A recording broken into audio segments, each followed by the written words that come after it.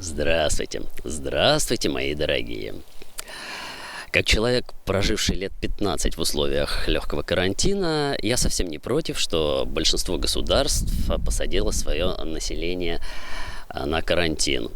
А как интроверт, я очень поддерживаю решение эстонского правительства запретить в общественных местах встречаться больше, чем по двое.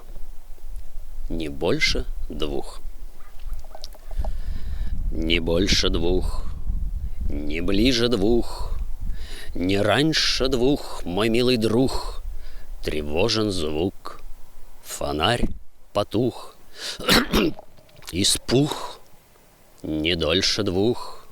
Кругом старух полно не вдруг, они мудрее потаскух, что шлют на юг, ругают вслух тех, кто еще в уме не стух, а в новостях полно чепух от президентов показух. Сидит главбух среди разрух, орет петух и множит слух.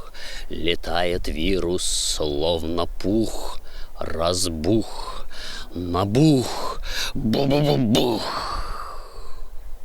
На дураков имею нюх. Я не лопух, я не глух, с рождения музыкальный слух.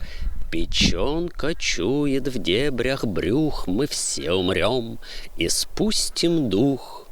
Не от болезней, войн, разрух, не от того, что руки сухи, а от спирта, стресса, с голодухи. Вы что же, бля, творите, суки?